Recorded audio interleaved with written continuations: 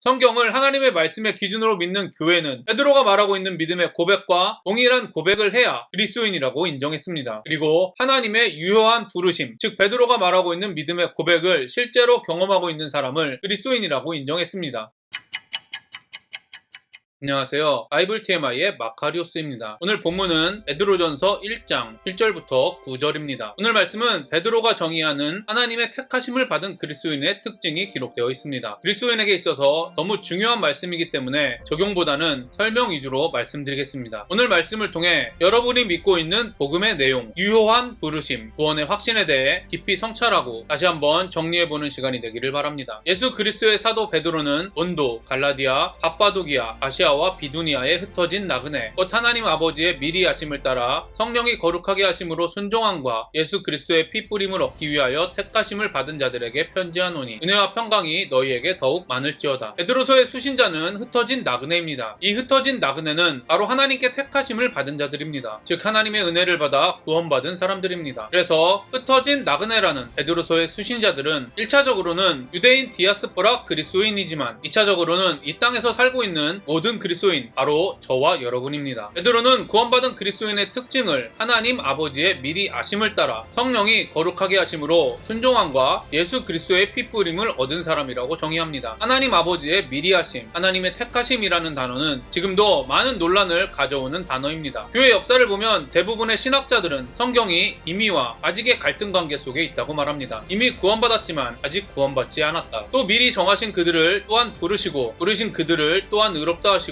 의롭다 하신 그들을 또한 영화롭게 하셨느니라. 많은 사람들이 성경에 이런 말씀들을 보여주며 하나님께서 이미 구원하셨다고 하면서 마음껏 죄를 짓습니다. 그러므로 나의 사랑하는 자들아, 너희가 나 있을 때뿐 아니라 더욱 지금 나 없을 때에도 항상 복종하여 두렵고 떨림으로 너희 구원을 이루라. 반대로 많은 사람들이 이런 말씀들을 보여주며 아직 구원받지 못했다고 말하며 심판의 날을 위해 하나님께 받아들여지지도 않는 자기 의를 쌓으며 만족해합니다. 여러분은 이미 구원받았습니까? 아니면 구원을 이루고 있습니까? 여러분은 구원의 이미와 아직의 갈등 관계를 어떻게 해결하고 있습니까? 저는 성경에 기록된 이미와 아직의 갈등 관계는 인간이 시공간의 지배를 받기 때문에 생기는 것이라고 생각합니다. 그래서 이런 문제들은 하나님께서 시간과 공간을 창조하셨으며 인간은 그 안에서 창조되었다는 사실을 믿는 믿음만이 해결해 준다고 생각합니다. 시공간을 하나님께서 창조하셨다는 것은 피조물인 인간에게 있어서 과거, 현재, 미래는 구별되지만 하나님에게 있어서는 과거, 현재, 미래는 구별되지 않는다는 것을 의미합니다. 그래서 만약 저와 여러분이 시간과 공간을 창조하신 하나님을 믿는다면 우리의 현재 모습을 보고 좌절하지 않을 것입니다. 오히려 우리의 모습과 상관없이 구원하심에 감사할 것입니다. 왜냐하면 은혜로 시작된 구원은 우리의 현재의 모습과 상관없이 이미 이루어졌기 때문입니다. 그러나 인간이 시간과 공간의 지배를 받도록 창조하셨다는 것을 믿는 그리스도인이라면 결코 온전하지 못한 우리의 현재 모습에 안주하지 않을 것입니다. 오히려 믿음으로 하나님의 성품과 너무 다른 우리의 모습을 애통해하며 가난한 마음으로 성령님께 도움을 요청할 것입니다. 왜냐하면 은혜로 구원은 이미 시작되었지만 아직 하나님의 온전함에 도달하지 못했기 때문입니다. 다시 한번 여러분에게 질문하겠습니다. 여러분은 구원의 임의와 아직의 갈등 관계를 어떻게 해결하고 있습니까? 이 사실만큼은 반드시 기억하시기를 바랍니다. 시공간을 창조하신 하나님을 믿는 믿음이 운명론과 행위신앙에 빠지지 않게 해줄 것입니다. 하나님이 시간과 공간의 지배를 받지 않는다는 사실을 믿으신다면 은혜로 시작된 우리의 구원은 이미 이루어졌다는 것을 믿을 수 있습니다. 이 믿음으로 구원받은 사람의 모습을 드러내기 위하여 죄와 싸울 것입니다. 또한 아직 온전하지 못한 우리의 현재의 모습과 상관없이 반드시 하나님께서 우리의 모습을 온전하게 하실 것이라는 것 또한 믿을 수 있습니다. 이 믿음으로 변하지 않는 것 같은 우리의 모습에 좌절하지 않고 오직 삼위일체 하나님을 온전히 의지하게 될 것입니다. 베드로는 하나님의 미리 하심을 따라 택하심 받은 자들의 특징을 이렇게 말합니다. 성령이 거룩하게 하심으로 순종함과 예수 그리스도의 피 뿌림을 얻기 위하여. 거룩하다로 번역된 헬라어 하기아스모스는 명사입니다. 그래서 원문을 직역하면 성령이 거룩하게 하심이 아니라 성령의 거룩함 안에 성령의 거룩함으로 말미암아라는 뜻입니다. ESV 성경은 이렇게 번역했습니다. In the sanctification of the Spirit. 베드로는 하나님의 선택을 받은 구원받은 그리스도인을 성령의 거룩함 안에 있는 사람이라고 정의합니다. 그리스도인은 거룩해야 한다는 말에 동의하지 않는 그리스도인은 없을 것입니다. 실제로 많은 사람들이 거룩해져야 한다고 말합니다. 그렇다면 여러분은 어떤 사람 사람이 거룩한 사람이라고 생각하십니까? 제가 어릴 때 교회 안에 많은 사람들이 안정한 옷차림을 하고 중저음의 목소리로 기도하면 거룩한 사람이라고 오해했습니다. 그러나 베드로는 거룩함 안에 있는 사람들의 특징을 두 가지로 설명합니다. 첫 번째, 순종함. 하나님 아버지와 성령 하나님은 하나의 본질을 가지고 있습니다. 그렇기 때문에 서로 다른 성품과 기준을 가질 수 없습니다. 따라서 그리스도인이 성령의 거룩함 안에서 순종한다는 것은 바로 하나님과 동일한 성품, 기준으로 행동한다는 것입니다. 두 번째, 예수 그리스도의 핏부림을 얻기 위하여. 예수 그리스도의 피는 십자가 사건을 통한 인간의 죄의 용서, 즉 속죄함을 의미합니다. 성경의 기록에 의하면 죄의 용서는 회개, 즉 자신의 죄를 고백하고 하나님께 돌아온 사람에게 주어지는 것입니다. 따라서 그리스도인이 성령의 거룩함 안에서 예수 그리스도의 핏부림을 얻는다는 것은 바로 하나님께 회개하고 죄의 문제를 용서받는 것입니다. 에스겔의 표현으로 하면 굳어진 마음을 부드럽게 하는 것입니다. 성령의 거룩함 안에 거하는 그리스도인의 특징은 구원에 관한 매우 중요한 진리를 보여줍니다. 많은 사람들이 구원은 조건 없이 주어지는 것이라고 합니다. 자신과 상관없이 구원받는다고 합니다. 그렇습니다. 베드로가 이야기한 것처럼 우리가 그리스도인이 된 것은 하나님께서 택하셨기 때문입니다. 그러나 하나님의 미리 아심과 택하심으로 이루어진 구원은 많은 사람들이 오해하는 것 같이 이론적인 개념의 동의나 흔들리지 않는 자기 확신이 아닙니다. 우리가 받은 구원은 더 이상 우리의 삶과 우리의 성품과 상관없는 구원이 될 수 없습니다. 베드로에 의하면 구원받은 그리스도인은 성령의 거룩함 안에서 순종함과 핏부림, 즉 실제로 성령의 거룩함 안에서 하나님과 동일한 성품과 기준으로 행동하는 사람으로 변화할 수밖에 없습니다. 죄를 지을 때마다 회개하고 다시 하나님께로 돌아가는 사람으로 변화할 수밖에 없습니다. 왜냐하면 하나님의 구원은 결코 실패할 수 없기 때문입니다. 이런 실제적인 변화를 가져오는 구원을 신학적인 용어로 유효한 부르심이라고 말합니다. 그리고 종교개혁자 칼빈은 모든 그리스도인이 실제의 삶에서 성령의 거룩함을 경험하는 유효한 부르심을 받았다고 말합니다. 여러분, 이 사실만큼은 반드시 기억하십시오. 하나님의 선택과 유효한 부르심, 즉 성령의 거룩함 안에서 하나님의 성품으로 변화되는 일, 그리고 죄의 문제를 해결받고 하나님께 돌아가는 일은 결코 분리될 수 없습니다. 우리 주 예수 그리스도의 아버지 하나님을 찬송하리로다. 그의 많으신 긍휼대로 예수 그리스도를 죽은 자 가운데서 부활하게 하심으로 말미암아 우리를 거듭나게 하사 산 소망이 있게 하시며 썩지 않고 더럽지 않고 쇠하지 아니하는 유업을 있게 하시나니 곧 너희를 위하여 하늘에 간직하신 것이라. 너희는 말세에 나타내기로 예비하신 구원을 얻기 위하여 믿음으로 말미암아 하나님의 능력으로 보호하심을 받았느니라. 많은 그리스도인들이 문제를 해결해 주신 하나님, 병을 고쳐 주신 하나님, 직장을 주신 하나님을 찬양합니다. 이처럼 우리가 하나님을 찬양하는 이유는 다양합니다. 그러나 베드로는 인간의 근본적인 문제를 해결해 주신 하나님을 찬양합니다. 베드로는 미리 아심을 따라 성령의 거룩함 안에서 순종함과 예수 그리스도의 핏부림을 주기 위하여 우리를 택하여 주신 하나님 아버지를 찬양합니다. 저와 여러분이 다른 그 어떤 것보다 구원해 주시고 실제로 구원의 삶을 살아가게 하시는 하나님을 찬양하기를 바랍니다. 헬라어 원문을 보면 3절부터 5절은 한 문장입니다. 그리고 원문을 보면 이런 구조로 되어 있습니다. 우리 주 예수 그리스도의 아버지 하나님을 찬송하리로다. 그의 많으신 긍휼로 우리를 거듭나게 했다. 죽은 자 가운데서 부활하신 예수 그리스도를 통한 산 소망으로 썩지 않고 더럽지 않고 쇠하지 않는 유업으로 너희를 위하여 하늘에 간직된 하나님의 능력으로 보호하심을 받고 있는 말세에 나타나기로 예비된 구원으로. 이를 보면 베드로가 찬양하는 그리스도인의 실제적인 구원의 삶이 거듭남이라는 것을 알 수 있습니다. 문맥상 베드로가 말하는 거듭남은 순종함과 속죄를 원하는 성품, 즉 하나님의 성품으로 다시 태어나는 것을 의미합니다. 그리고 베드로는 하나님께서 선택하신 자에게 주어지는 거듭남은 소망, 유업, 구원 안에서 주어진다고 말합니다. 첫 번째, 거듭남은 죽은 자 가운데서 부활하신 예수 그리스도를 통한 산 소망 안에서 주어집니다. 예수님은 하나님이십니다. 그렇기 때문에 예수님의 부활은 실패할 수 없습니다. 연약해질 수 없습니다. 잠시라도 멈출 수 없습니다. 그래서 베드로는 소망이라고 하지 않고 산소망이라고 하고 있습니다. 산으로 번역된 헬라어 자오는 현재 진행형입니다. 즉 산소망이란 계속되는 소망, 멈추지 않는 소망입니다. 베드로는 소망을 변하고 사라질 피조물에게 두지 말고 변하지 않으시고 실패하지 않으시는 하나님이신 예수님에게 두라고 말합니다. 그리고 부활하신 예수님을 통한 소망 안에서 거듭남이 주어진다고 말합니다. 부활의 소망 안에서 주어진 거듭남은 예수님의 부활처럼 결코 실패하지 않습니다. 우리가 소유한 거듭남이 절대 실패하지 않는 예수님의 부활의 소망을 통해 주어진 것이라는 믿음으로 살아가는 복된 인생이 되기를 간절히 소망합니다. 두 번째, 거듭남은 너희를 위하여 하늘에 간직된 썩지 않고 더럽지 않고 쇠하지 않는 유업으로 주어집니다. 하나님께서는 유업 안에서 거듭남을 주시는데 이 유업의 특징은 썩지 않고 더럽지 않고 쇠하지 않는 것입니다. 썩지 않고로 번역된 헬라어 아프사르토스는 죽음과 부패에서 자유로운 것을 의미합니다. 더럽지 않고로 번역된 아미안토스는 부정함 또는 도덕적인 부정에서 자유로운 것을 의미합니다. 쇠하지 아니하는 이라고 번역된 아마란토스는 시간이 지남에 따라 변하는 것에서 자유로운 것을 의미합니다. 그리스도인에게 주어진 유업은 바로 죄를 지은 후 인간에게 새롭게 생긴 특징들, 죽음, 부패, 부정함, 변질 등이 모두 해결되는 것입니다. 즉 죄를 이기신 예수님의 부활의 능력이 하나님께서 우리에게 주신 유업입니다. 간직하다로 번역된 헬라어 테레오는 완료 수동태입니다. 죄를 이길 수 있는 부활의 능력은 우리를 위하여 이미 하늘에